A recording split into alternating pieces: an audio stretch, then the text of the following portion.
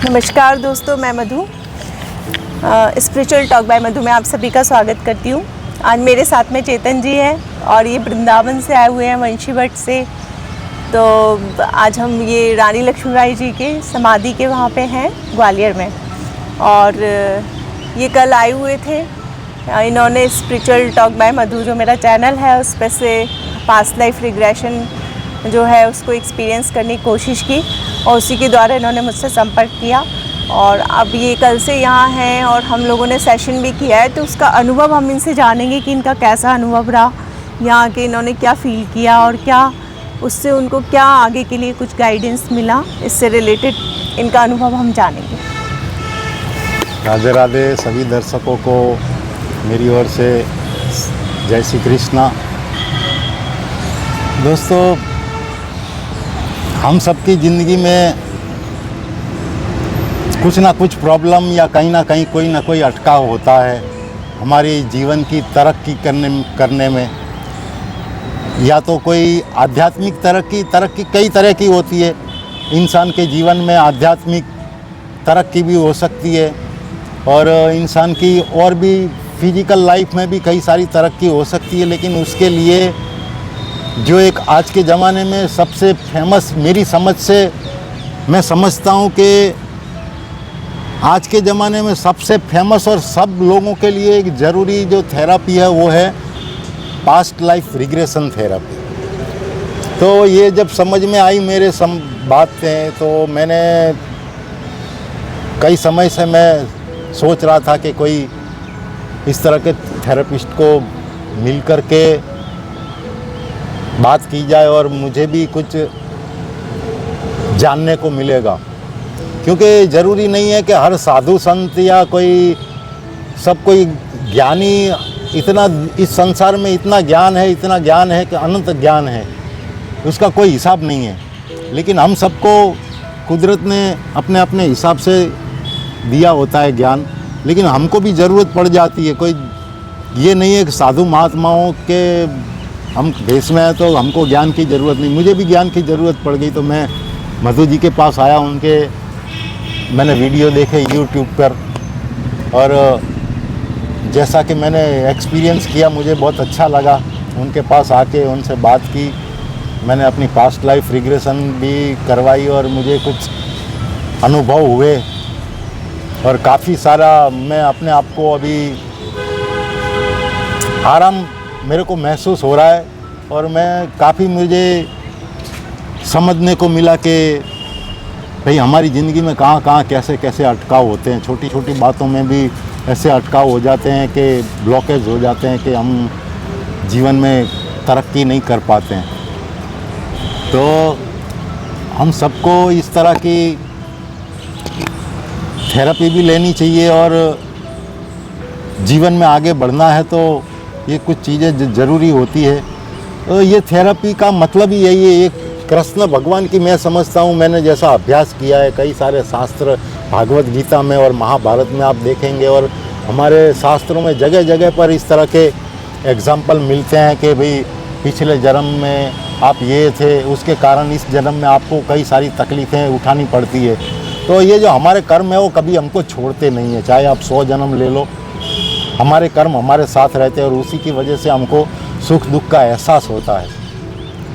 तो जब तक कि वो कर्म हमारे कटेंगे नहीं, उसको हम समझेंगे नहीं, तब तक हम जीवन में कुछ भी पाना संभव नहीं है।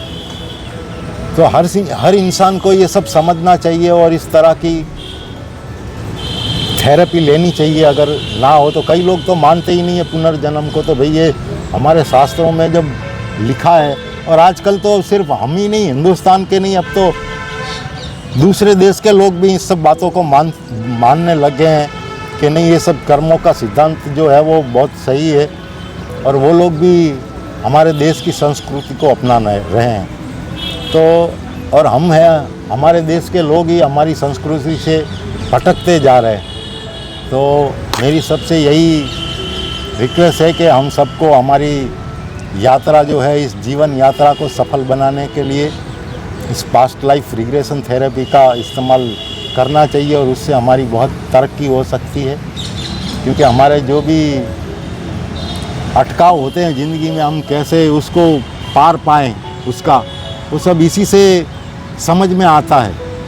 तो ये जो थेरेपी है वो सबके लिए बहुत ज़रूरी है और सबके लिए काम की है, तो ऐसा आप मेरा मानना मतलब जैसे अब कल के बाद एक आप जीवन जिएंगे तो क्या उसमें कुछ आपकी इस थेरेपी से फ़ायदा होगा, बदलेगा उसमें कुछ? है। जी, बहुत कुछ बदलेगा और बहुत कुछ समझने को मिला मुझे। और ध्यान भी आप मेरे ख्याल से अब और ज़्यादा अच्छे से और भी मैं regular- अभी गहराई से ध्यान में जा पाऊँगा हाँ, और और आप इसके बाद थोड़ा हल्का महसूस कर रहे हो, काफ़ी मेरे को एकदम लाइट फील हो रहा होगा। हल्का महसूस हो रहा है, क्योंकि हम जब हमारे अंदर से बहुत सारा कचरा जो अटका पड़ा होता है, हम वो निकलना ज़रूरी होता है। जब वो निकल जाता है तभी हमारी आध्यात्मिक या जीवन में हमारी उन्नति हो सकती है, ऐसा मेरा मानना है। और ये सभी साइकोलॉजिस्ट लोग कहते हैं कि जब तक आपके अंदर जो कचरा है वो खाली नहीं होगा तो अंदर परमात्मा आएगा कहाँ से। परमात्मा को भी अगर हमारे अंदर आना है तो कचरा इतना भरा पड़ा है तो वो आएगा, और रहेगा तो रहेगा कहाँ, कचरे में थोड़ी रहेगा। तो साफ सफाई ज़रूरी है हमारी भी। तो ध्यान, योग, मेडिटेशन ये सब इसी तो कारण हमारे होते हैं जो कि हमारी सफाई होनी चाहिए।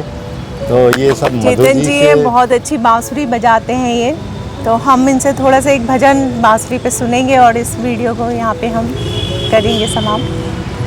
जरूर। जय श्री एक कृष्ण। भजन कोई आप थोड़ा सा सुनाएंगे? तो हमारे देखिए, हमारे देश की अभी तो थोड़ी थोड़ी राम मंदिर बन गया है तो एक अलग ही ऊर्जा बन रही है हमारे देश में। और कहते हैं कि हमारे पास भी राम आएंगे, एक सबरी जी का भजन है ऐसा बढ़िया सा, मैंने सुना है, आपको सुनाता हूँ बांसुरी की धुन पर।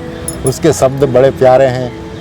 राम आएंगे आएंगे राम आएंगे, वो मेरी झोपड़ी के भाग आज खुल जाएंगे, राम आएंगे।